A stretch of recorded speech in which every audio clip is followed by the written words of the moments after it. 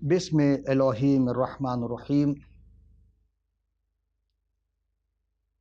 یا متینو the firm one ان اللہ هو الرزاق ذو القوۃ المتین۔ حقیقی عرفان اسماء الحسنہ یعنی مظہر صفات خداوندی میں آپ تمام سامعین و ناظرین کی خدمت میں سلام اور خوش آمدید۔ تمام تعریف اس رب العالمین کے لیے ہے جو تمام جہانوں کا پروردگار ہے۔ تمام حمد و ستائش اس پاک ذات کے لیے جو الفا بھی اور اومیگا بھی۔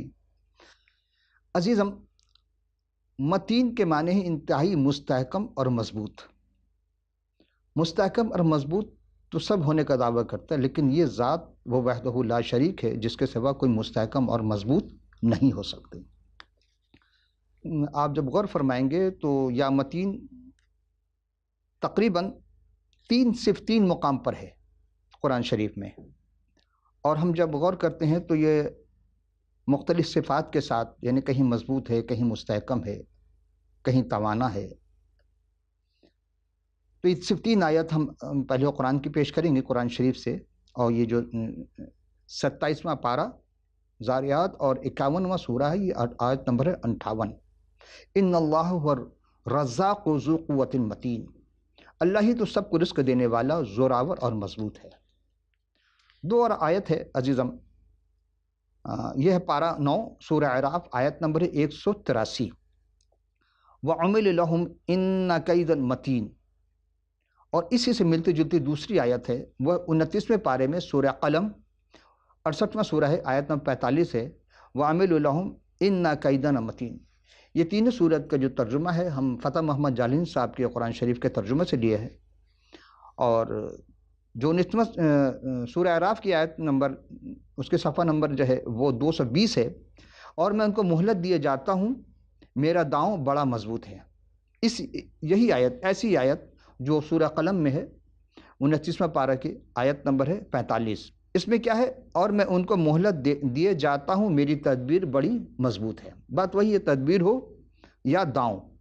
تدبیر عربی میں کہتے ہیں اور داؤں ہندی زبان کا لفظ ہے۔ اگر آپ غور کریں تو اس سے اوپر کی ایک اور آیت ہے، آیت نمبر 44، اس سے جب ہم اس سے ملا کر پڑھیں گے تو بات واضح ہو جائے گی۔ اگر آپ ان سے غور کریں تو مجھ کو اس کلام کے جھٹلانے سے، یا تو مجھ کو اس کلام کے جھٹلانے والوں سے سمجھ لینے دو۔ ہم ان کو آہستہ آہستہ اس طریق سے پکڑیں گے کہ ان کو بھی خبر نہ ہوگی۔ یعنی پروردگار عالم اپنے کلام مقدس تب اشارہ کر کے فرماتے ہیں کہ ہم آہستہ آہستہ کسی کو پکڑتے ہیں تو آہستہ آہستہ اس کو پتہ نہیں چلتا اور میں کب اسے پکڑ لیتا ہوں، کہ خدا کی ذات وہ بہت گرفت ہے، بہت مضبوط ہے، بہت مستحکم ہے۔ تو آئیے ہم دیکھتے ہیں کہ فیروز اللغات کے صفحہ 1200 کے مطابق، یعنی صفحہ نمبر 1200 کے مطابق اس متین کے کیا معنی ہوئے۔ یہ عربی صفت کے لیے استعمال ہوتا ہے۔ اس کے پہلے تو ہے مضبوط، مستحکم یا استوار کرنا کے، دوسرا ہے سنجیدہ یا مستقل مجازی، اور تیسری ہے دقیق یا مشکل۔ ان تین چیزوں کو ہم جب لے کے چلتے ہیں، دیکھتے ہیں، تو جب ہم غور کرتے ہیں کہ رب العالمین جو اس کائنات کا خالق و مالک ہے، اس کی کارگری کو غور کرتے ہیں، اس کی خلاقیت کو دیکھتے ہیں، اس کی تخلیق پر غور کرتے ہیں، تو اب ایک عمیق نگاہ اگر ڈالیں تو آسمان کی جانب جب ہم نگاہ بلند کرتے ہیں تو دیکھتے چلے جاتے ہیں، اور تھک کر ہماری نگاہیں واپس آ جاتی ہیں کہ ہمارا خدا، وہ جو خالق ہے، معبود ہے، کتنا مستحکم مضبوط ہے، جس نے اتنا مضبوط آسمان بنایا بغیر کسی ستون کے۔ انسانی عقل حیران و پریشان ہے، شزدر ہے کہ وہ کیسے اتنے بڑے چھت کو، اتنے بڑے آسمان کو بغیر پیلر کے، بغیر ستون کے قائم کیا ہوا ہے۔ جو بغیر کسی مشورے کے بنائے وہی خدا ہے، وہی رب العالمین ہے، وہی خالق اصل حقیقی مالک ہے۔ اور جب ہم دیکھتے ہیں کہ فضا بنائے، نظام شمسی بنائے، کہکشائی نظام ہے، سب ایک دوسرے سے پیوست ہیں، سب ایک دوسرے کے چالوں میں چل رہے ہیں، اپنے اپنے آربٹ پہ سب گھوم رہے ہیں، اور پھر زمین پر نظر کرتے ہیں تو اونچے اونچے پہاڑ بلند بالا ہیں کہ جہاں بادل بھی ٹکرا جاتے ہیں ان سے۔ پھر ہم دیکھتے ہیں کہ جب سمندر پہ نگاہ ڈالتے ہیں تو ٹھاٹھے مارتا سمندر ہے، بحر بے کراں ہے، اور اس میں جب ہم غور کرتے ہیں، فضا میں غور کرتے ہیں تو اس میں اڑنے والے پرندے ہیں، زمین پر غور کرتے ہیں تو اس میں زمین کے اندر رہنے والے جانور، اسی طرح ہم جب غور کرتے ہیں تو غاروں میں رہنے والے جانور، یا درخت کے کھو میں رہنے والے جانور، وہاں گھونسلے بنا کر رہنے والے جانور، اور جب ہم سمندر میں نگاہ کرتے ہیں، دریا جھیل وغیرہ میں نگاہ ڈالتے ہیں، تو اس میں رہنے والے مختلف قسم کے آبی جانور، لیکن سب کے خوراک کا انتظام کون کرتا؟ وہی رب العالمین جو خلاق عالم ہے، جو رزاق ہے، اور وہی سب کو اتنے بڑے انتظام کرتا ہے۔ آخر ہم جب کرۂ ارض پر دیکھتے ہوئے تھک گئے تو کہنے لگے کہ بہت غور کرنے کے بعد انسان نے کہا کہ نہیں، آخر ایک ایسے کیسے ہو سکتا ہے کہ اتنا بڑا کائنات جو بنایا ہے رب العالمین نے، وہ کیا دوبارہ ہمیں کیسے زندہ کر سکتا ہے؟ تو اس نے کہا کہ سب سے اچھا اس کا انکار کر دو کہ نہیں، خدا ہی نہیں ہے۔ یہ اسی لیے زبور میں کہا کہ احمق کہتا ہے کہ خدا نہیں ہے، وہ خدا نے اس کو احمق قرار دیا جو اتنی بڑی ساری چیز کو دیکھنے کے باوجود کہتا خدا نہیں ہے۔ پھر پوچھا کہ پھر کس نے بنایا؟ کہ آٹومیٹک طریقے خود بخود ایک دھماکہ ہوا اور یہ ساری چیزیں وجود میں آ گئیں۔ تو عزیزان محترم، یہ دھماکہ کس نے کیا؟ کوئی تو ہاتھ، کوئی تو ذات، کوئی تو ایسی چیز ہوگی، یا خود بخود تو کوئی چیز نہیں۔ انسان تو خود بخود نہیں بنا، اس کو بنانے والی بھی کوئی ذات ہے۔ یہ کتاب خود بخود نہیں بنی، کسی نے بنائی ہے تو بنی ہے۔ ہم جو چیز پر نگاہ ڈالتے ہیں، کوئی کاریگر ہے، کوئی میکینک ہے، کوئی ایسی ہستی ہے جس نے بنائی ہے، تو اس پورے کائنات کو بنانے والی ایک ہی ذات ہے، وہ خدائے رب ذوالجلال ہے، وہ حقیقی مالک ہے۔ جب حقیقی مالک کا انسان انکار کر دیا تو ہم دیکھتے ہیں کہ جیسے جیسے انکار کر دیا تو ویسے ویسے اس کے اندر ضرورتیں بڑھتی گئیں، اور پھر وہ لوگ پھر سوال یہ پیدا ہوتا ہے، یہ ہوتا ہے کہ ساری چیزیں جس نے بنائی ہے یہ کہہ کے جان چھڑا لو کہ جی وہ ہستی ہی نہیں ہے۔ نہیں، ایسی بات نہیں ہے، بلکہ اس نے اپنی تخلیق کو نہ جانا۔ اگر وہ رب العالمین جو انسان کو پہلی تخلیق کر سکتا ہے تو مرنے کے بعد دوبارہ اسے بنا سکتا ہے، کیونکہ پہلی دفعہ بنانا ذرا مشکل ہے، لیکن جب میٹیریل موجود ہو تو اس کو پگھلا کر دوبارہ بنایا جا سکتا ہے۔ ہم آج کل دیکھتے ہیں کہ بہت ساری چیزیں ہم بناتے ہیں جو انسان خود بناتا ہے، دوبارہ اس کو بنا سکتا ہے، اس میٹیریل کو۔ اسی طرح جب انسان بہت آگے چلا اور کہا کہ نہیں، ہمیں کوئی نہ کوئی ایسا خالق چاہیے، کوئی ایسا مالک چاہیے جا کے ہم اس کی پرستش کر سکیں، تو کیا انسان نے نہ کہ انسان نے خود بنانے پہ آیا تو اپنے ہاتھوں سے خالق بنا بیٹھا، اس کی پرستش کرنی شروع کر دی، اس کی عبادت کرنی شروع کر دی، اور پھر اس کی کسی نے سورج کو مستحکم سمجھا، چاند کو مستحکم سمجھا، آسمان کو مستحکم سمجھا، ستاروں سیارگان کو مستحکم سمجھا، مضبوط سمجھا، اس کی پرستش کرنی، اس کی عبادت کرنی شروع کر دی، اس کی پوجا پاٹ شروع کر دی۔ اور پھر کسی نے سورج کو خدا مانا، کسی نے چاند کو سلام کیا، کسی نے سیارے کو سلام کیا، اس کو سجدہ ریز ہو گیا۔ غرض کہ جہاں جہاں انسان دیکھا، جس سے ڈرا، جس سے جو چیز مطلب کی خاطر سمجھ میں آئی، تو اسے وہ پرندے، اڑتے ہوئے پرندے دیکھے، اس کو خدا مان لیا۔ جس مجھ جانور سے ڈس لیا، کاٹ لیا، اس سے مر گیا، اس کو خدا مان لیا۔ غرض کہ انسان جب آیا بننے پر نیچے گرتا چلا گیا تو پتھر کو خدا ماننے لگا، پتھر بے ڈول پتھر کو بت بنا کر کے اس کی منہ شکل دے دیا، اس کا نام رکھ کر کہ یہ بھگوان ہے، یہ خدا ہے، یہ ایشور ہے، یہ پرمیشور ہے، وغیرہ وغیرہ کہہ کر کے، گاڈ ہے، گاڈس ہے کہہ کے اس کی پرستش شروع کر دی۔ لیکن عزیزو، یہ ساری چیزیں کیوں ہوئیں؟ حد تو یہ ہے کہ جس خدا نے عقل دی، پاک اور ناپاک چیز کو قرار دیا، یہ حلال یہ حرام ہے، اس نے انبیاء مرسلین کے ذریعہ پیغامات بھیجے، کتابیں بھیجی، رسول بھیجے، کتاب کا سمجھانے والا بھیجا، کتابوں کا پڑھانے والا بھیجا، لیکن ہر کسی کے بھیجے میں اس کے بھیجا ہوا سمجھ میں نہیں آیا، تو اس نے اس بھیجے ہوئے کو ریجیکٹ کر دیا، قتل کر دیا، مسترد کر دیا، اپنی طرف سے بنا کر بیٹھ گیا، اور اپنے پیروکاروں، اور وہ ابلیس کیسے پیروکار ہوئے کہ نعوذ باللہ آئے تو خود خدا بن کر بیٹھ گئے، جیسا نمرود ہے، فرعون ہے، شداد ہے، اور پھر ہیرودیس ہے، ان سبوں نے اپنے آپ کو خدا بنا بیٹھا، یعنی انسان کے بعد جب طاقت آئی تو خدا بن گیا۔ ہم دیکھتے ہیں فرعون جو ملک مصر کا ایک بادشاہ تھا، جب ابلیس کا پیروکار بنا تو خود کو خدا کہلوانے لگا، اور اپنے آپ کو بڑا ہی مضبوط اور مستحکم سمجھتا تھا۔ مخلوق خدا کی زندگی اجرن کر رکھی تھی، لیکن حقیقی خدا نے اسی کے محل میں حضرت موسیٰ علیہ السلام کی پرورش کروائی، ان کی والدہ محترمہ کے ذریعہ شیر مادر سے انہیں سیراب کرایا، کسی دائیوں نے انہوں دودھ نہیں پلایا تھا، جناب مادر موسیٰ نے ہی ان کو دودھ پلایا، اور پھر اسے جب فرعون کا احساس تک نہ ہوا کہ ہاں یہ وہی ہے جو ہمارے تخت کو تاراج کرے گا، اور بحکم خدا حضرت موسیٰ اس منزل پر آئے، جب اس مقام آیا، وقت آیا اور اس مقام پر آئے، تو رب العالمین وہ خلاق عالم، خدا خالق و مالک، خدا تعالیٰ نے بلایا حضرت موسیٰ علیہ السلام کو بلایا اور بلانے کا پیغام دیا کہ موسیٰ علیہ السلام کے معرفت یہ پیغام بھیجا کہ دیکھو تو نے کس کو؟ فرعون کو، کہ تو نے میرے لوگوں کو جو اسیر کرا انہیں جانے دے تاکہ میری عبادت کریں۔ لیکن ہر بار وعدہ کرتا لیکن جانے نہیں دیتا، کوئی نہ کوئی بہانہ بنا کر کے وہ روک دیتا تھا۔ لیکن رب العالمین نے کہا کہ میں اس پر آفتیں نازل کروں گا، اور کوئی نہ کوئی آفت خدا ان پر ضرور نازل کرتا رہا تاکہ وہ معافی مانگتا رہا۔ ہر بار وہ معافی مانگتا، ٹھیک ہے اب اس آفت کو ٹال دیا جائے، موسیٰ سے اپنے خدا سے کہو کہ ہماری مصیبت کو، اس پریشانی کو، اس آفت کو ٹال دے، ہم تجھے جانے دیں گے۔ لیکن چونکہ اس کے دل میں بے ایمانی تھی، لیکن چونکہ اس کے دل میں وہ حسد تھا کہ میں خدا ہوں، میرے سوا کوئی خدا نہیں، اور میں کیسے اس کو جانے دوں، لہٰذا بہانے بنا کر چلتا رہا۔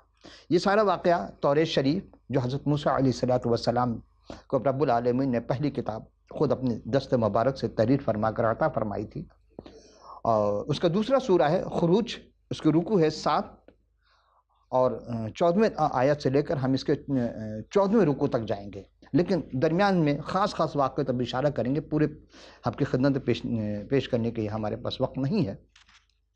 تو ہم دیکھتے ہیں کہ سب سے پہلے جو ہوا وہ پانی کا خون بن جانا۔ یہ ایک پہلا جو بنی اسرائیل کو نہ جانے دینے پر خدا نے کیا حشر کیا ان کا، کیونکہ فرعون کا دل متعصب تھا اور بنی اسرائیل کو جانے نہیں دینا چاہتا تھا۔ تو حضرت موسیٰ علیہ السلام نے بحکم رب العالمین پانی پر ایسا مارا، سارا پانی خون ہو گیا، 7 دن تک وہ پانی نہیں پی سکے۔ اور پھر ہم دیکھتے ہیں دریا، نہروں اور جھیلوں کے تمام میڈکوں کو یہ دوسرا حملہ ہوا، دوسری مصیبت آئی کہ پورے ملک میں، مصر میں یہ میڈک ہی میڈک بھر گئے تھے۔ یہ 8ویں باب میں ہے۔ اور دوسری بار جب اللہ تبارک تعالیٰ نے حضرت موسیٰ علیہ السلام سے کہا کہ پھر جاؤ فرعون کے پاس کہو، یہ کہلا کے بھیجا کہ میرے لوگوں کو جانے دے تاکہ وہ میری عبادت کریں، کیونکہ فرعون اپنی عبادت کراتا تھا، اور رب العالمین جو حقیقی خالق و مالک وہ کہتا ہے میرے لوگوں کو جانے دے تاکہ میری عبادت کریں، اگر تو نے ان کو جانے نہ دیا تو دیکھ میں تیرے ملک کو میڈکوں سے بھر دوں گا۔ اور واقعی ایسا ہی ہوا۔ پھر اس نے معافی تلافی کی کہ اچھا اب اس کو ختم کرو تاکہ میں تمہیں جانے دوں، لیکن چونکہ دل متعصبانہ تھا اسی لیے اس نے جانے نہ دیا۔ پھر ہوا کہ تیسری بار اللہ تبارک تعالیٰ نے موسیٰ علیہ السلام سے فرمایا کہ ہارون سے کہو کہ اپنی لاٹھی زمین کی گرد پر مارے تاکہ وہ تمام ملک میں، مصر میں جوئیں، وہ گرد کو پروردگار میں جوئیں میں تبدیل کر دیا۔ وہ خالق ہے، جو چاہے کر سکتا ہے، جس چیز سے وہ کام لے سکتا ہے، اور ہر جگہ جوئیں تھیں۔ جب وہ تنگ آ گیا، عاجز آ گیا، پھر وہ موسیٰ علیہ السلام کو بلاتا ہے، کہنے کہ اچھا ایسا کرو کہ یہ بھی ہماری خطاؤں گناہوں کو معاف فرما دو، اور یہ جوئیں جو ہیں بند کروا دو، میں تمہیں جانے دوں گا۔ لیکن وہ چونکہ جانے نہیں دینا چاہتا تھا، بہانہ ہیلے بہانے بناتا تھا۔ پھر حکم ہوا چوتھی بار جب رب العالمین نے حضرت موسیٰ علیہ السلام کو بھیجا کہ جاؤ کہو اس سے کہ جانے دے تاکہ میری عبادت کریں، اگر تو انہیں جانے نہ دیا تو دیکھ میں پورے ملک میں مچھروں سے بھر دوں گا۔ پھر خود مچھر کے گول پروردگار نے پیدا کیے، یعنی آئے اور ان کے محلوں میں، گھروں میں، محلوں میں، ہر جگہ بستر پہ ہر جگہ مچھر ہی مچھر تھے۔ پھر انہوں نے موسیٰ علیہ السلام سے کہا کہ اچھا میں توبہ کرتا ہوں، یہ پھر نہیں کروں گا۔ وہ کہ وہ ہر بار یہی بہانہ بناتا تھا اور جانے نہیں دیتا تھا۔ اور جب پھر ایسا ہوا کہ اللہ تبارک تعالیٰ نے موسیٰ علیہ السلام سے فرمایا کہ فرعون کے پاس جا کر کہہ کہ خداوند عبرانیوں کا خدا، اب یہاں آواز میں کرخت ہے پروردگار عالم کی جانب سے، فرماتا ہے کہ میرے لوگوں کو جانے دے تاکہ وہ میری عبادت کریں، کہ خدا چاہتا ہے کہ ہمیشہ اس کی عبادت کی، کسی غیر کی عبادت نہ کی جائے۔ غیر اللہ کی عبادت کو کبھی خدا نے پسند نہیں کیا۔ تو پھر کس نے کہا کہ ہاں فرشتوں سے کہو کہ آدم کو سجدہ کرے؟ خدا تو اپنے سوا کسی کو سجدہ نہیں کراتا۔ لیکن ایک بات ہے، یہاں ہمیں اطلاع دی جا رہی ہے، پہلی کتاب ہے توریت شریف، اور اس کے دوسرے سورے کے 9ویں باب میں ہے کہ اگر تو نے انکار کیا، انہیں جانے نہ دیا اور اب بھی روکے رکھا، تو جو حقیقی خداوند کا ہاتھ ہے اتنا مضبوط اور مستحکم ہے کہ تیرے سب جانوروں کو مار ڈالوں گا، اور بنی اسرائیل کے ایک بھی جانور نہیں بنیں گے، کیونکہ بنی اسرائیل جہاں تھے وہ ان کے لیے نہیں بلکہ فرعونیوں کے لیے تھا یہ، اور یہ سارا، اور ایسا ہی ہوا۔ پھر اس نے معافی تلافی کی، لیکن اس بار بھی وہ جانے نہیں دیا، روک دیا کہ نہیں جا سکتے۔ پھر پروردگار عالم نے حضرت موسیٰ علیہ السلام اور ہارون سے فرمایا کہ تم دونوں بھٹی کے راکھ لے کر اپنے مٹھی میں لے لو، اور موسیٰ علیہ السلام سے فرمایا کہ تم سامنے آسمان یعنی فرعون کے پاس جانا اور آسمان کی طرف ہاتھ اٹھا کر کے اس راکھ کو، اسے بھٹی کے راکھ کو اس کو اڑا دینا، اور ہم کیا کریں گے، سارے ملک میں یعنی پورے باریک گرز میں تبدیل کر دے ہو کر کے، اور مصر کے تمام جانوروں کے جس پر انسانوں پر سب میں پھوڑے پھنسیاں نکل آئیں گی، پھپھولے نکل آئیں گے، اور ایسے ہی وہ سب کے سب بن گئی۔ پھر اس نے معافی تلافی کی، اور پھر جب موسیٰ علیہ السلام کو اللہ تبارک تعالیٰ نے کہا کہ دیکھو فرعون کے پاس جا کے ان سے کہہ دو کہ خدا جو عبرانیوں کا خدا ہے وہ فرما رہا ہے کہ میرے لوگوں کو جانے دے تاکہ میری عبادت کریں، اصل خدا کی عبادت ہے، ورنہ طاعت کے لیے کچھ کم نہ تھے کر رو میاں۔ اور اب کی بار انکار کیا تو اب سب بنائے سب پر نازل کروں گا میں، تاکہ تو جان لے کہ تمام دنیا میں میری مانند مضبوط اور مستحکم کوئی نہیں۔ ظاہر ہے پروردگار عالم وہ خالق کائنات ہے، اس سے بڑھ کے کون مستحکم مضبوط ہو سکتا ہے؟ اس کی ہر چیز مستحکم، اسے جو چیز بنائی سب مستحکم بنائی ہے۔ تو حضرت موسیٰ علیہ السلام اپنے جب اسے انکار کیا تو حضرت اللہ تبارک تعالیٰ نے حضرت موسیٰ علیہ السلام سے فرمایا کہ موسیٰ نے اپنی لاٹھی آسمان کی طرف اٹھاؤ۔ جیسے موسیٰ نے اٹھایا تو خداوند متعال نے رعد یعنی بجلی، آگ کے گولے اور اولے بھیجے، بجلی چمکی، اس سے اولے بھی پڑنے لگے اور آگ کے گولے گرنے لگے، زمین تک آئے، اور پورے مصر میں کیا انسان، کیا حیوان، کیا درخت پر گرتے، جس پہ گرتے سے اسے توڑ پھوڑ کر رکھ دیتے تھے۔ سب کے سب جانور جب مرنے لگے، جلنے لگے، تو اس نے فرعون نے پھر کہا کہ ٹھیک ایسا ہے کہ اب ہم معافی مانگتے ہیں، اب کی بار ہمیں معاف کر دی جائے اور ہم تمہیں جانے دیں گے۔ لیکن چونکہ اس کے دل میں بے ایمانی تھی، تعصب سے بھرا ہوا تھا، وہ چاہتا نہیں تھا کہ ایک خدا کی عبادت کی جائے۔ آج بھی کچھ لوگ ہیں جو ایک خدا کو چھوڑ کر کے بہت سارے خداؤں کو پرستش کرتے ہیں، آج بھی خدا ان سے ناراض ہے۔ ہم آگے چلیں گے کہ جب اولے گر رہے تھے، جتنی چیزیں ہو رہی تھی، بنی اسرائیل جس حدود میں تھے، جس جگہ تھے جہاں ان کو جشن منانے کے لیے کہا گیا تھا، اور خمیر روٹی بنانی تھی، اور قربانی کرنے، سوخت قربانی کرنی تھی، وہاں پہ سوخت نہیں کی، تو وہ تمام جگہ جو تھی وہ محفوظ رہی۔ اور پھر انہوں نے ایک پروردگار نے ایک پروگرام بتایا تھا کہ اپنے تمام خواتین کے زیورات کو جمع کر لو، اسے کیا کرنا، اور پھر خمیر تیار کر لے، پھر وہ اس نے تیار ہونے ان کے عبادت کے لیے جانے کی اجازت، چونکہ یہ ایک بیابان میں جانا چاہتے تھے۔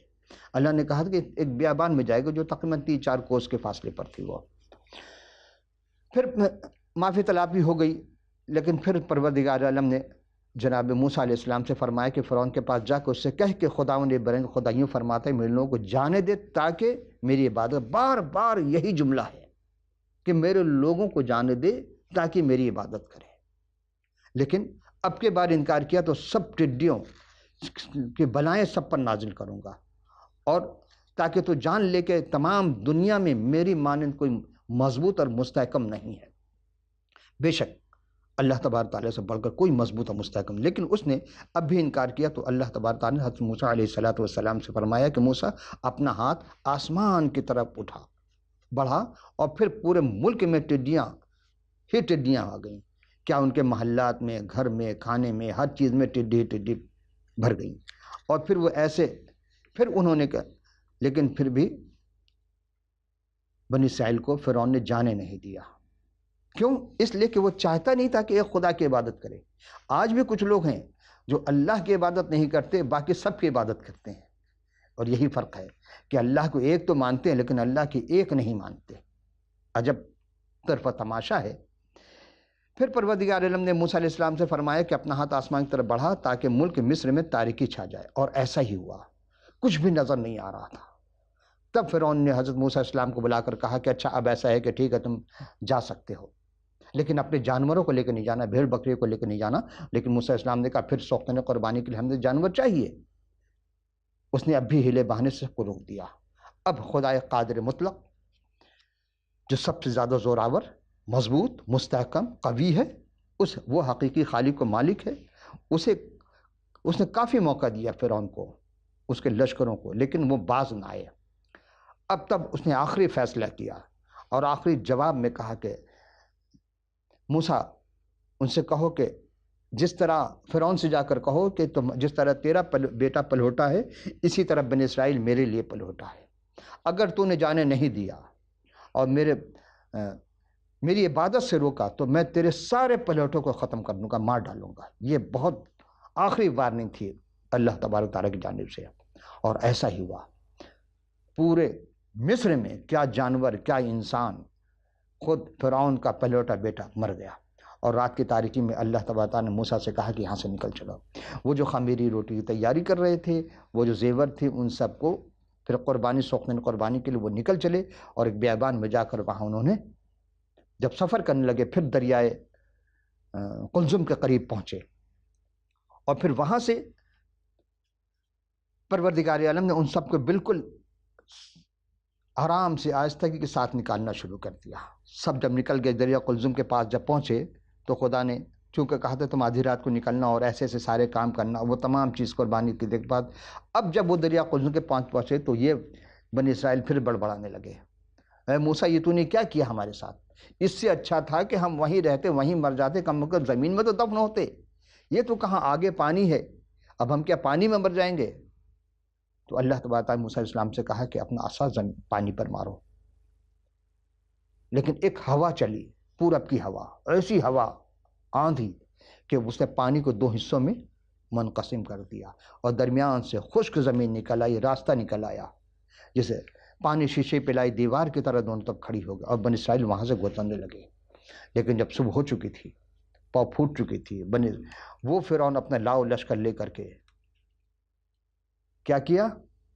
وہ آواز دیتا ہوا ہے، ادھر بنی اسرائیل گھبرا گئے، اب کیا ہوگا؟ پیچھے فرعون ہے، آگے پانی ہے۔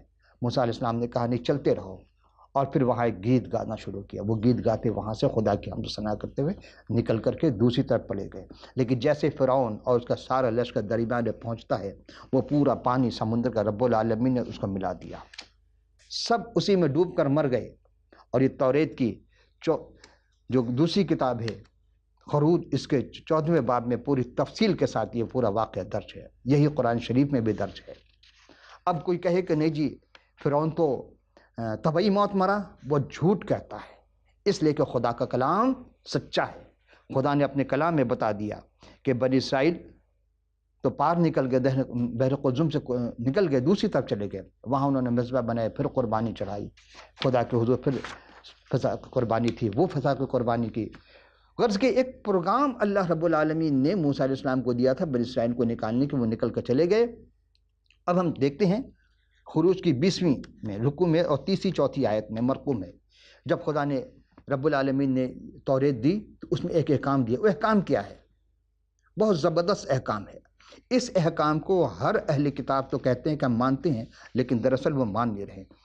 اور یہ چند لمحے ہیں ہمارے پاس، میں اپنی بڑی تیزی سے اپنی گفتگو کو سمیٹوں گا کہ 3ری آیت میں ہے، 20ویں باب رکوع کی 3ری آیت میں ہے، میرے حضور تو غیر معبودوں کو ہرگز نہ ماننا۔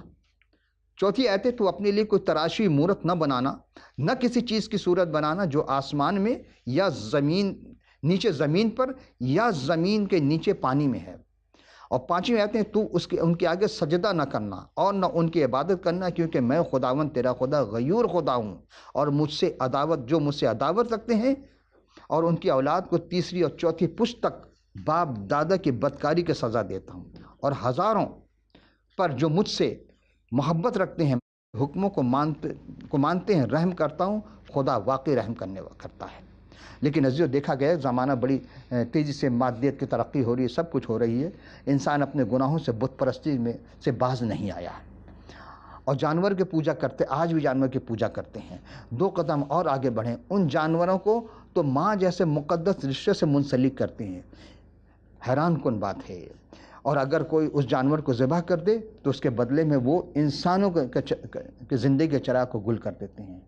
جانور انسان میں کوئی تمیز نہیں ہے ان کی۔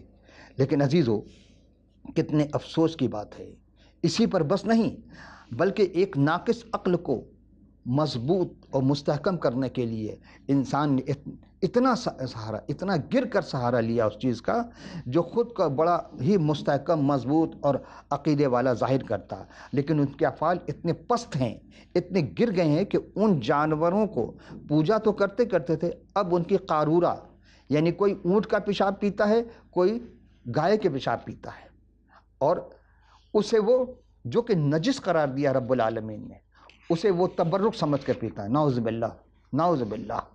اور جب ان سے پوچھا جاتا ہے کیا آپ جس عقیدے میں ہیں، جس عقیدے کو مانتے ہیں، آپ کی اس کتاب میں اس کے بارے میں لکھا ہے؟ ہرگز نہیں۔ کیونکہ لوگ کیوں کرتے ہیں؟ خدا سب کو عقل شعور عطا کرتا ہے، اور ابلیس خرافات میں مبتلا کرتا ہے۔ تو ابلیس کے جتنے پیروکار ہیں وہ سب یہی کام کرتے ہوئے نظر آئیں گے۔ لباس میں نہ جائیے گا کسی کے، اس لیے کہ لباس دھوکہ دے جاتی ہے، لیکن عقل اور اس کے افعال، اس کی ہر نقل و حرکت وہ بتا دیتے ہیں یہ کس کا پیروکار ہے، ابلیس کا ہے یا رب العالمین کا ہے، شیطان کا ہے یا رحمان کا پیروکار ہے۔ دراصل ساری باتیں ہم جب نے غور کی تو وہ نجات ہی کے سبب سے ہوتی ہیں۔ وہ چاہتے کہ ہمیں نجات مل جائے، اور وہ نجس چیز پینے سے ان کو نجات حاصل ہو جائے گی، ہرگز نہیں عزیزم۔ جب ایسا ہرگز نہیں تو اللہ تبارک تعالیٰ نے تو انسان کو خلق کیا، نے انسان کو بنایا، اسی نے خود انسان ہی کے نجات کا ذریعہ بنایا ہے۔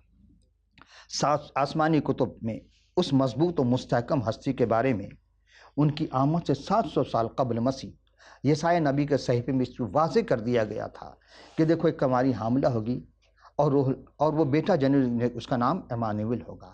اور پھر انجیل شریف میں آ کر کے اس چیز کو بالکل اس نور کو جو مجسم ہوا واضح کر دیا گیا۔ قرآن بھی اس بات کی گواہی دیتا ہے، عیسیٰ ابن مریم البینات بروح القدس، روح القدس کے ذریعہ خدا نے ان کو جناب مریم حمل پائیں، اور پھر وہ ہستی جناب حضرت عیسیٰ علیہ السلام کہیے یا یسوع المسیح سلام علیہ کہیے، وہ ہستی ہی ہیں۔ آپ ہی اللہ تبارک تعالیٰ کے تمام صفات الہیہ یا مظہر ہیں، اور آپ جیسا مضبوط و مستحکم کردار والا کوئی نہیں۔ آپ ہی نے دعویٰ کیا تھا کوئی ہے مائی کا لال جو ہم پر گناہ ثابت کرے؟ کسی نے ان پر گناہ ثابت نہیں کر سکا، نہ ان کی مادر گرامی پر گناہ ثابت کر سکا۔ یہ وہ ہستی ہیں کہ جو اللہ تبارک تعالیٰ کے مقصد، جو ازلی مقصد تھا، اس کو ابد تک پہنچانے کے لیے، یعنی انسان کا نجات دہندہ بن کر آئے تھے، انسان کو نجات دینے کے لیے آئے تھے۔ تو دنیا نے تو نجات کے بہانے بہت سارے کام کیے، انسان کا بلیدان چڑھایا، انسان کو قتل کیا نجات کے لیے، لیکن کیا ملا؟ کچھ نہیں۔ اور جو یعنی اپنی جان بچا گئے، لیکن جناب مسیح یسوع مسیح سلام علیہ اللہ تبارک تعالیٰ کے اصلی منصوبے کو پائے تکمیل تک پہنچانے کے لیے صلیب پر اپنی جان کا نذرانہ پیش کیا، تاکہ اللہ تعالیٰ اور بندے کے درمیان جو ازل میں جناب حضرت آدم علیہ السلام اور حوا علیہ السلام کے ذریعہ وہ رشتہ منقطع ہو گیا تھا، دوبارہ سے اس کو جوڑ دیا۔ آج کوئی فرشتہ نہیں آئے گا، بلکہ وہ روح القدس آپ کو گائیڈ کرتا ہے۔ اللہ تبارک تعالیٰ سے ہم جب دعا مانگتے ہیں تو کیا ہم دیکھتے ہیں؟ اللہ تو سنتا ہے، لیکن اس کے جواب کو ہم کیسے سمجھیں گے؟ تو یہ وہ رابطہ تھا جو منقطع ہو گیا، تو دوبارہ شروع کر دیا جناب مسیح سلام علیہ نے۔ اب جب وہ دوبارہ آئیں گے، کس طرح؟ نبی بن کر نہیں، بلکہ عادل بن کر آئیں گے، عدالت کریں گے۔ ان کی عدالت آخری عدالت ہوگی، اور وہ کس طرح آئیں گے؟ آسمان سے اپنے فرشتوں کے ہمراہ اس جاہ و جلال کے ساتھ آئیں گے، اور زمین پر جتنی برائیاں اس کو ختم کریں گے۔ تو عزیزان محترم، جب وہ جلوہ افروز ہوں گے تو جو بھی ان پر قلبی اور روحانی ایمان سے سرشار ہوگا وہی نجات پائے گا، اور پھر یہی نہیں، ان کے بتائے ہوئے طریقے پر عمل پیرا ہوگا تو اسے نجات مل جائے گی۔ دعا ہے کہ پروردگار عالم آپ کو خوب برکت عطا فرمائے، اللہ جل جلالہ عما نوالہ ہم سبوں کو ابلیس کے ہتھ کنڈوں سے محفوظ رکھیں، اور ہمیں حضرت مسیح سلام علیہ کے انصار و اعوان میں شمار ہونے کی توفیقات میں اضافہ فرمائے۔ وما علینا الا البلاغ۔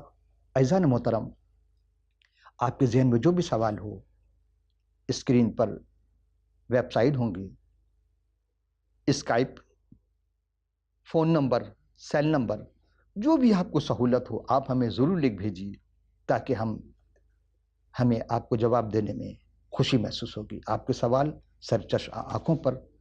پھر کسی اور نشست میں، کسی اور وقت میں پھر ملاقات کریں گے۔ اس وقت تک کے لیے اجازت۔ خدا حافظ ناصر۔